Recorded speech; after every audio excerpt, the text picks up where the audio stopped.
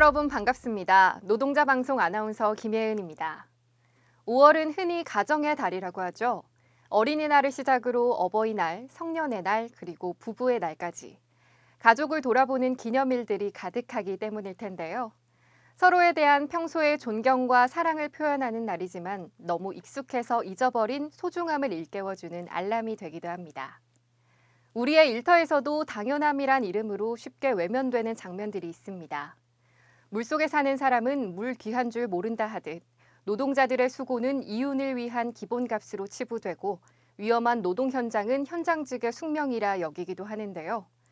귀한 줄 모르는 사람으로 남지 않으려면 현장에 땀방울로 성장하는 회사는 과연 무엇을 귀하게 여겨야 하는지 다시 한번 생각해야 할 것입니다. 그럼 이번 주 노동자 방송 시작하겠습니다.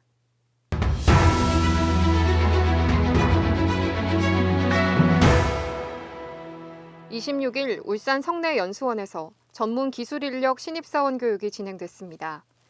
교육에 앞서 최용섭 수석 부지부장은 신입사원 시절의 기억을 공유하며 현장에서 마주하는 각종 사고와 갈등을 대처하기 위해 노동교육이 반드시 필요하다고 강조했습니다.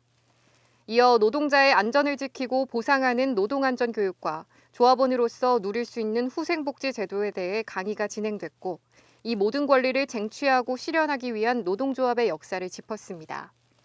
입사한 모든 신입사원 여러분께 축하의 말을 전합니다. 26일 민주노총 부산, 울산, 경남 노동안전 담당자들이 부산 고용노동청 앞에 모여 중대재해처벌법의 강력한 시행을 촉구하는 기자회견을 열었습니다. 울산 SK에서 2명의 청소 노동자가 폭발 사고로 다쳤습니다. 고용노동청, 부산노동청, SK에 대한 수사하고 있지 않습니다. 울산지청 하고 있지 않습니다. 11일 동안 SK는 증거인멸하고 있습니다. 중첩법 어렵게 20년 걸려서 만들었습니다. 중첩법 규정대로 제대로 조사하고 수사하고 강력하게 처벌해 줄 걸 다시 한번 요구합니다.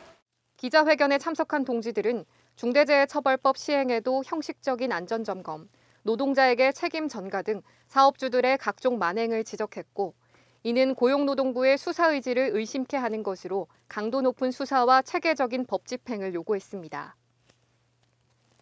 28일에는 세종시 고용노동부 앞에서 중대재해 방관 노동부 규탄 결의대회를 진행했습니다.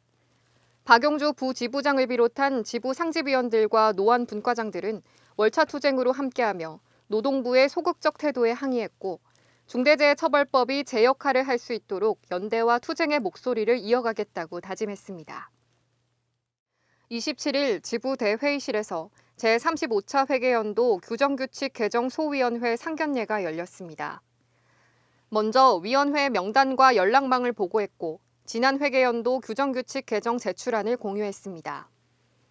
특히 활동 방향과 관련해서 집행부가 바뀔 때마다 규정규칙이 새로 검토되고 수정되는데 이런 관행을 최소화하기 위한 합리적이고 초월적인 규정규칙을 마련하자는 의견을 모았습니다. 선거 및 지부와 위원회, 각종 관리사항 운영에 조합원들이 납득할 수 있는 개정안을 만드는 데 최선을 다하겠습니다.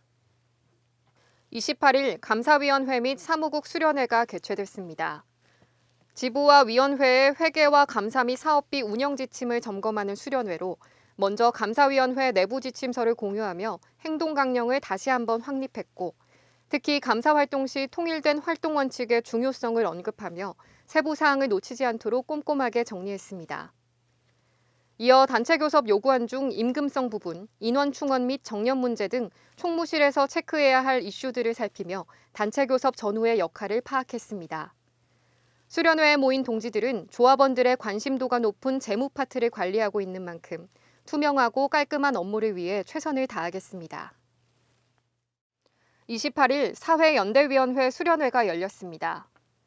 먼저 이상범 환경연합 사무처장이 탈핵, 온난화, 수질 문제 등 다양한 환경 이슈를 바탕으로 지구적 연대의 필요성을 강의했고 사회연대 사업 설명 및 토론이 진행되었습니다. 지역 아동센터를 비롯한 노동자 역사관, 취약계층, 이주노동자, 발달장애인 지원 사업의 규모와 방법에 대해 논의했고 각 사업부별로 결연 맺은 아동센터를 공유했습니다. 참여한 동지들은 지역사회 시민연대 공동체 조직화와 관련해 효과적인 방법이 무엇인지 고민하며 노동 현장의 연장선으로서 사회연대의 의지를 다졌습니다.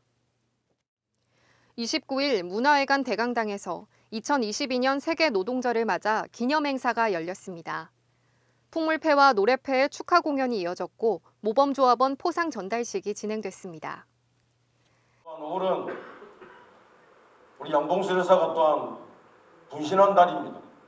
또 오늘은 아까 말씀드린 박창수 위원장이 돌아가신 날입니다. 오늘은 노동자의 투쟁의 날이었습니다. 그런데 아직까지는 그런 것 같습니다. 우리에게는 잔치의 날이 아닌 것 같습니다. 오늘 메이데이는 노동자에게는, 남한 노동자에게는 아직까지 투쟁의 날인 것 같습니다. 이어 1일 노동절을 맞아 2022년 세계 노동절 대회가 개최됐습니다. 차기 정부의 친기업 반노동 행보에 맞서 불평등 체제 교체를 외치는 목소리가 전국 15개 도시에서 동시에 울려 퍼졌습니다. 참여한 동지들은 행진하며 차별 없는 노동권 쟁취의 목소리를 높였고 불평등 체제와 사회 양극화를 막기 위해 투쟁을 이어갈 것을 다짐했습니다.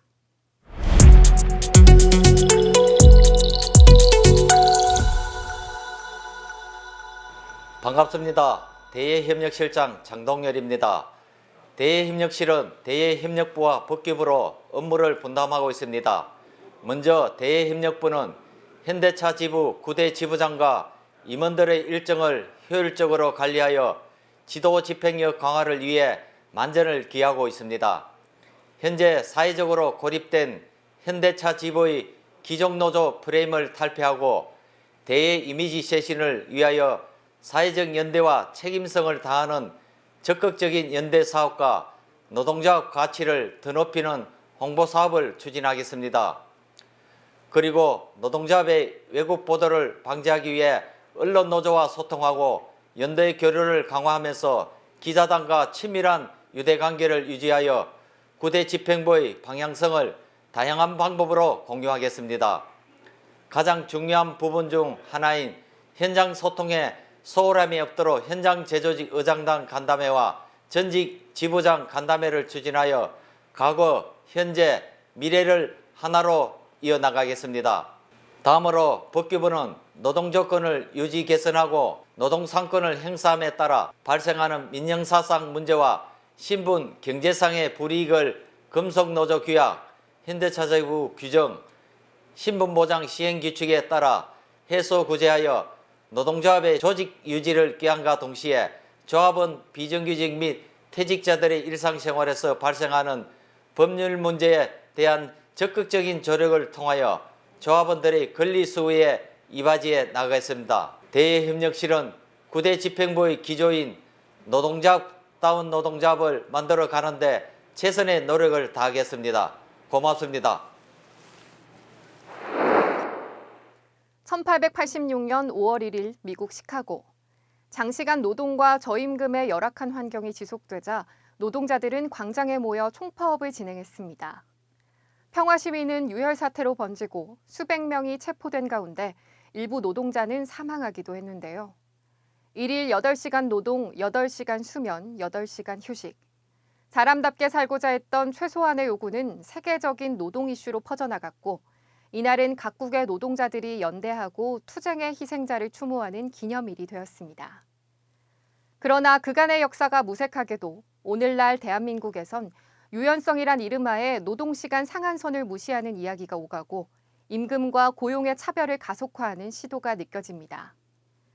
노동절이 시작된 지 132년이 지난 오늘날 노동시장의 역행을 지적하며 노동권 사수를 외치는 목소리가 전국 곳곳에서 울려 퍼졌습니다. 그 외침이 여전히 들리지 않는 분에게는 괴테의 한 구절을 보태드립니다. 3000년의 역사에서 배울 것을 모르는 자는 아는 것도 없이 암흑 속에 있어라. 저희가 준비한 방송은 여기까지고요. 이 방송은 유튜브 채널 현대차 지부 노동자 방송과 지부 홈페이지에서 다시 보실 수 있습니다. 그럼 다음 주 노동자 방송 시간에 다시 찾아뵙겠습니다. 고맙습니다.